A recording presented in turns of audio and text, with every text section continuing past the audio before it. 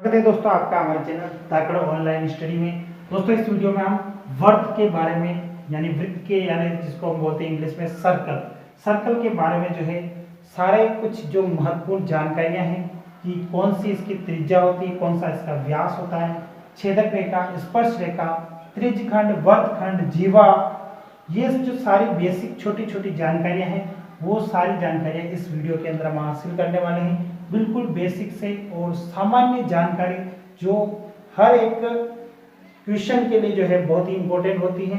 त्रिज्या से व्यास कैसे निकालते हैं, इसके क्षेत्रफल के सूत्र, इसके परिधि के सूत्र और भी जो है बहुत सारी सामान्य जानकारियां इस वीडियो के अंदर कवर करेंगे।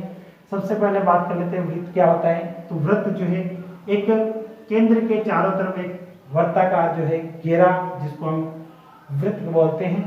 और यहाँ पर अगर हम पहले बात कर लेते हैं तो ये वृत्त का केंद्र होता है, इसको बोलते हैं वृत्त का केंद्र। यानी इस केंद्र से जो है इस वृत्त को खींचा जाता है, इसको बोलते हैं हम केंद्र और इसको जनरली हम ओ से डिनोट करते हैं, ओ से। उसके बाद बात कर लेते हैं केंद्र के बाद अगर हम बनाएं तो इस केंद्र से परिधि तक जाने वाली रेखा को बोलते हैं हम त्रिज्या। केंद्र से परिधि तक जाने वाली रेखा को हम बोलते हैं त्रिज्या। और इसको जनरली हम अगर केंद्र को ओ से तो त्रिज्या को यहाँ ए पॉइंट दे देते हैं, यानी ओ ए जो है त्रिज्या हो जाएगी। और त्रिज्या चाहे हम ऐसे खींचे या ऐसे खींचे या ऐसे खींचे या ऐसे खींचे, ये सभी त्रिज्याएं हमेशा बराबर ही होगी। वर्त में चाहे कहीं पर भी त्रिज्या बनाए सब त्रिज्याएं बराबर होगी। और अगर इस त्रिज्या को इधर बढ़ा के डबल कर दे इसका, यानी त्रिज्या को यहाँ तक कर दे, परिधि से परिधि तक की दूरी बना दे, तो ये त्रिज्या बदल जाती है व्यास में। किसमें बदलेगी? व्यास में। त्रिज्या को हम जनरली आर से डिनोट करते हैं, व्यास को कैपिटल डी से डिनोट करते हैं। यानी कि व्यास की बात करें तो व्यास वह रेखा होगी जो परिधि के किसी बिंदु से परिधि के दूसरे बिंदु तक जाएगी और बीच में जो है केंद्र से गुजरेगी। यानी व्यास हमेशा केंद्र से गुजरेगा और परिधि के एक बिंदु से दूसरे बिंदु तक जाएगा, तो उसको हम व्यास बोलते हैं। मान लो हमने एक ऐसे रेखा खींच दी, इस रेखा को जो है हम जीवा बोलेंगे। इस रेखा को हम क्या बोलेंगे? जीवा। जीवा जो है परिधि के दो बिंदुओं को मिलाने वाली रेखा है, लेकिन ये जरूरी नहीं है कि जीवा जो है केंद्र से जाएगी। अगर जीवा केंद्र से जा रही है तो उसको हम व्यास बोलेंगे। और सबसे बड़ी जो जीवा है, वृत्त की सबसे बड़ी जीवा जो है व्यास होती है, क्योंकि व्यास भी एक जीवा ही है। हर एक जीवा व्यास नहीं होती है, लेकिन जो व्यास है वो एक जीवा है, क्योंकि जीवा क्या होती है? परिधि से परिधि तक मिलाने वाली रेखा। यानी व्यास परिधि से परिधि तक मिला रहा है, तो सबसे बड़ी जीवा जो होगी वो व्यास होगी। सबसे बड़ी जीवा, इसको हम बोलते हैं व्यास को सबसे बड़ी जीवा। सबसे बड़ी जीवा व्यास होगी।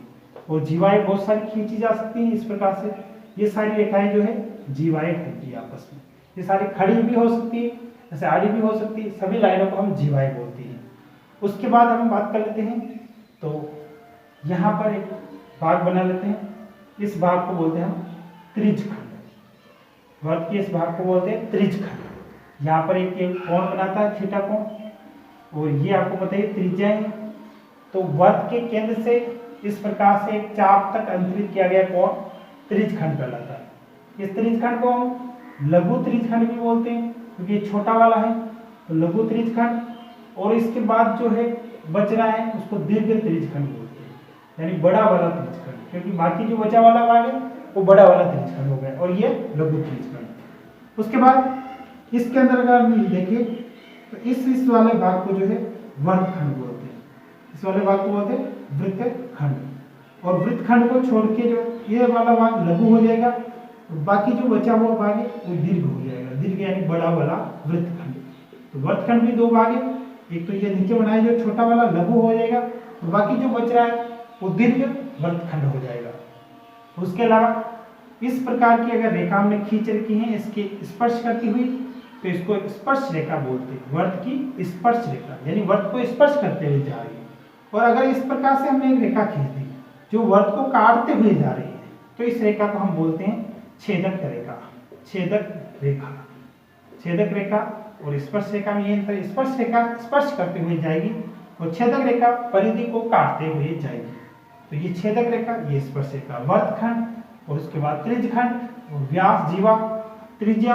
और हमको ये ध्यान रखना है कि जो त्रिज्या है वो व्यास की आधी होती है, त्रिज्या व्यास की आधी होती है। और व्यास की बात करें तो त्रिज्या का डबल होता है।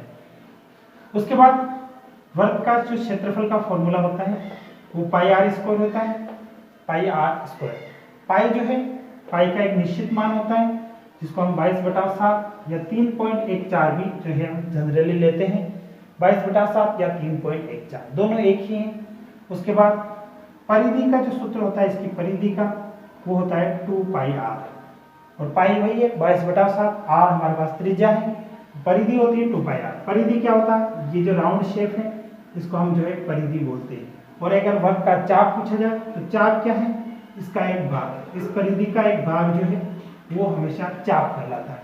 ये लघु चाप है यानी छोटा वाला चाप, और ये जो बाकी जो बच रहा है वो दीर्घ चाप हो जाएगा यानी बड़ा वाला चाप। तो ये सारे जो है ये हमने वर्ग के जो बेसिक जानकारियाँ थी इस वीडियो में हासिल की। वीडियो अच्छा लगा तो वीडियो को लाइक और चैनल को सब्सक्राइब करना न भूलें। धन्यवाद दोस्तों।